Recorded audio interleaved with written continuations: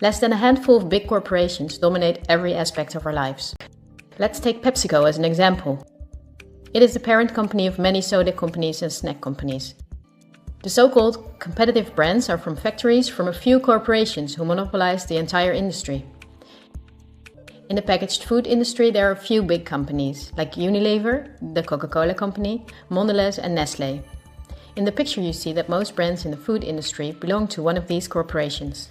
On sources like Yahoo Finance, we can see detailed company info, such as who the biggest shareholders actually are. Let's take PepsiCo again as an example. Who are the biggest institutional investors of PepsiCo? As you can see, only 10 of the investors own together nearly 1/3 of the stock. The top 10 of investors together amount to a value of $59 billion. But out of those 10, only 3 own more stock than the other 7. Let's remember them and look up who owns the most stocks of the Coca-Cola company, the biggest competitor of Pepsi. Now let's look at the 4 biggest stock owners. These are the world's biggest investment firms, so PepsiCo and Coca-Cola are not competitors at all. The other big companies that own a myriad of brand names like Unilever, Mondelez and Nestlé are from the same small group of investors. But it's not only in the food industry that their names come up. Facebook is the owner of WhatsApp and Instagram. Together with Twitter, they form the most popular social media platforms. Alphabet is the parent of all Google companies like YouTube and Gmail. But they are also the biggest investor in Android, one of the 2 operating systems for nearly all smartphones and tablets. The other operating system is Apple's iOS. If we add Microsoft to the above 3, we see 4 companies making the software for nearly all computers, tablets and smartphones in the world. Let's see who are the biggest shareholders of these companies. Take Facebook. These are the same names that came up in the food industry. The same investors are in the top 3. Next is Twitter. Surprisingly, this company is in the hands of the same investors as well. We see them again with Apple and even with their biggest competitor, Microsoft. Also, if we look at other big companies in the tech industry that develop and make our computers, TVs, phones and home appliances, we see the same big investors that together own the majority of the stock.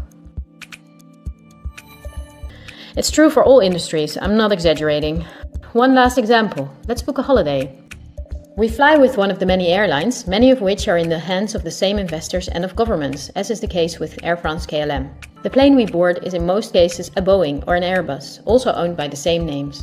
We book through Booking.com or Airbnb, and when we arrive we go out for dinner and place a comment on TripAdvisor. And their power is even bigger because of the kerosene is from their oil companies or refineries. The steel from which the plane is made comes from their mining companies. The biggest mining companies have the same big investors that we see everywhere. Also the big agricultural businesses on which the entire food industry depends. They own Bayer, the parent company of Monsanto, the biggest seed producer in the world. But they are also the shareholders of the big textile industry. And even many popular fashion brands who make the clothing out of the cotton are owned by the same investors.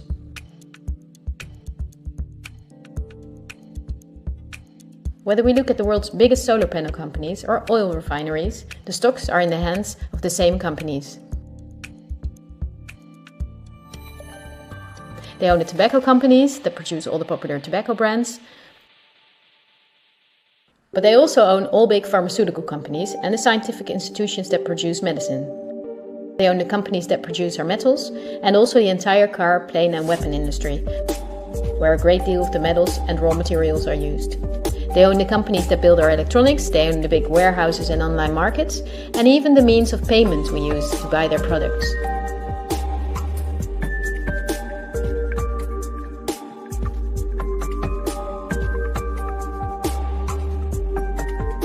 To make this video as short as possible, I only showed you the tip of the iceberg. If you decide to research this with the sources I just showed you, then you will see that most popular insurance companies, banks, construction companies, telephone companies, restaurant chains and cosmetics are owned by the same institutional investors we have just seen.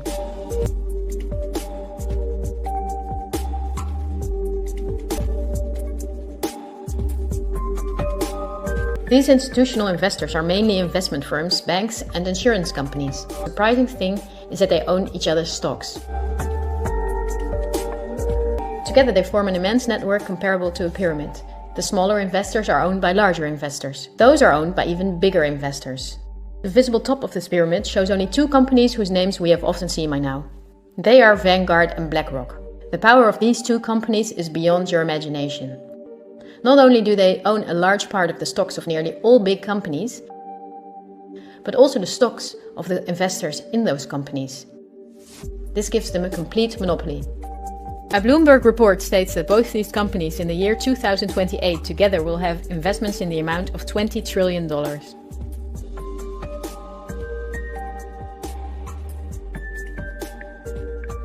That means that they will own almost anything.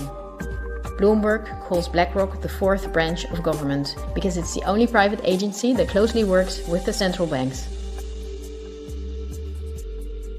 BlackRock lends money to the central bank, but it's also the advisor. It also developed the software the central bank uses. Many BlackRock employees were in the White House with Bush and Obama.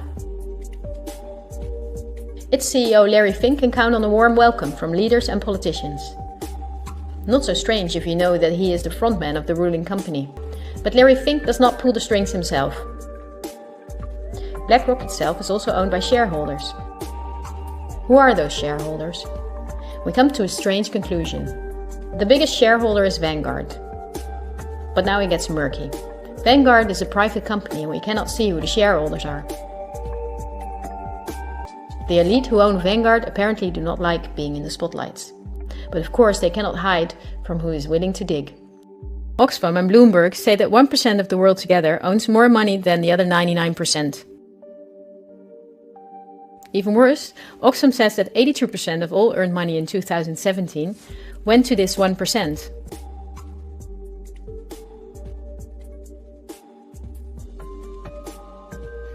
Forbes, the most famous business magazine, says that in March 2020 there were 2,095 billionaires in the world. This means that Vanguard is owned by the richest families in the world. If we research their history, we see that they have always been the wealthiest. Some of them even before the start of the Industrial Revolution. Because their history is so interesting and extensive, I will make a sequel. For now, I just want to say that these families, of whom many are in royalty, are the founders of our banking system and of every industry in the world. These families have never lost power, but due to an increasing population they had to hide behind firms like Vanguard, of which the stockholders are the private funds and non-profits of these families.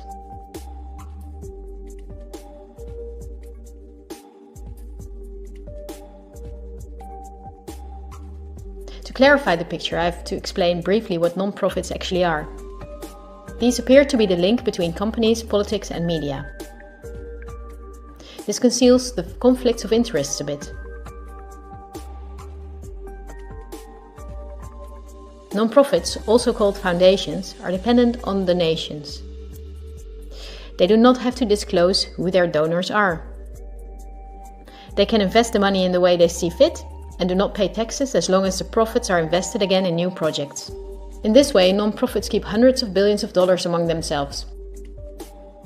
According to the Australian government, non-profits are an ideal way of financing terrorists and of massive money laundering.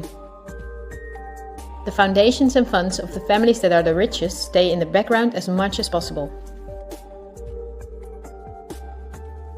For issues that get much attention, the foundation of philanthropists are used that are lower in rank but very rich. I want to keep it short, so I will show you the three most important ones that connect all industries in the world. They are the Bill and Melinda Gates Foundation, the Open Society Foundation of the controversial multi-billionaire Soros, and the Clinton Foundation. I will give you a very short introduction to show you their power. According to the website of the World Economic Forum, the Gates Foundation is the biggest sponsor of the WHO. That was after Donald Trump quit USA financial support to the WHO in 2020. So the Gates Foundation is one of the most influential entities in everything that concerns our health. The Gates Foundation works closely with the biggest pharma companies, among which are Pfizer, AstraZeneca, Johnson & Johnson, BioNTech and Bayer. And we have just seen who their biggest shareholders are. Bill Gates was not a poor computer nerd who miraculously became very rich. He's from a philanthropist family that works for the absolute elite. His Microsoft is owned by Vanguard, BlackRock and Berkshire Hathaway. But the Gates Foundation, after BlackRock and Vanguard, is the biggest shareholder in Berkshire Hathaway. He was even the member of the board there. We would need hours if we wanted to uncover everything in which Gates, the Open Society Foundation of Soros and the Clinton Foundation are involved.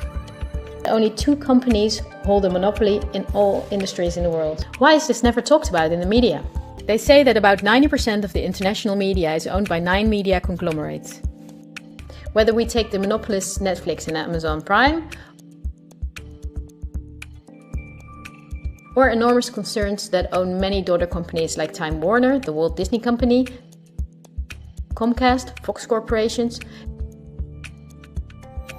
Bertelsmann and Viacom CBS, we see that the same names own the stocks. These corporations not only make all the programs, movies and documentaries, but also own the channels on which those are broadcast.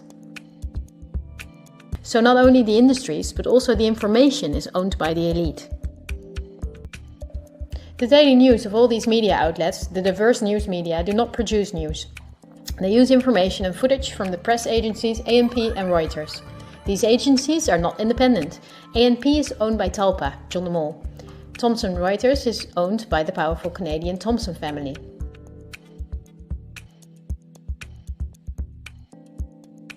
The most important journalists and editors working for these agencies are a member of a journalism agency like the European Journalism Centre.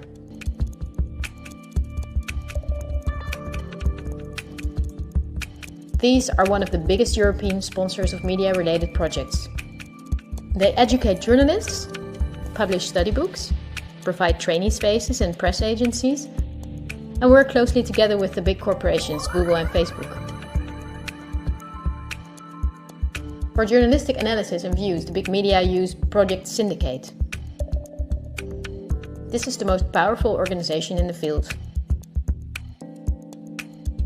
Project Syndicate and organizations like I mentioned are together with the press agencies the link between all worldwide media outlets. When news anchors read from their audio cues, chances are that the text stems from one of these organizations. That is the reason that worldwide media shows synchronicity in their reporting. One-sided news stories plaguing our country. The sharing of biased and false news has become all too common on social media. More alarming, some media outlets publish these same fake stories without checking facts first. The sharing of biased and false news has become all too common on social media. More alarming, some media outlets publish these stories simply aren't true without checking facts first. Unfortunately, some members of the media use their platforms to push their own personal bias and agenda to control exactly what people think. And this is extremely dangerous to our democracy. This is extremely dangerous to our democracy. This is extremely dangerous to our democracy. This is extremely dangerous to our democracy. This is extremely dangerous to our democracy. This is extremely dangerous to our democracy. This is extremely dangerous to our democracy. This is extremely dangerous to our democracy. This is extremely dangerous to our democracy. This is extremely dangerous to our democracy. This is extremely dangerous to our democracy. This is extremely dangerous to our democracy. This is extremely dangerous to our democracy. This is extremely dangerous to our democracy. And look at the European Journalism Centre itself. Again, the Gates Foundation and the Open Society Foundation. They are also heavily sponsored by Facebook, Google, the Ministry of Education and Science and the Ministry of Foreign Affairs. Who sponsors the organization and press agencies that produce our news? With Project Syndicate, we see the BMGF, the Open Society Foundation and the European Journalism Centre. The organizations that bring the news get paid by non-profit organizations, of the same elite that also owns the entire media. But also a part of taxpayers' money is used to pay them. The goal is to inform you about the danger we are in now. The elite governs every aspect of our lives, also the information we get, and they depend on a coordination cooperation to connect all industries in the world to serve their interests.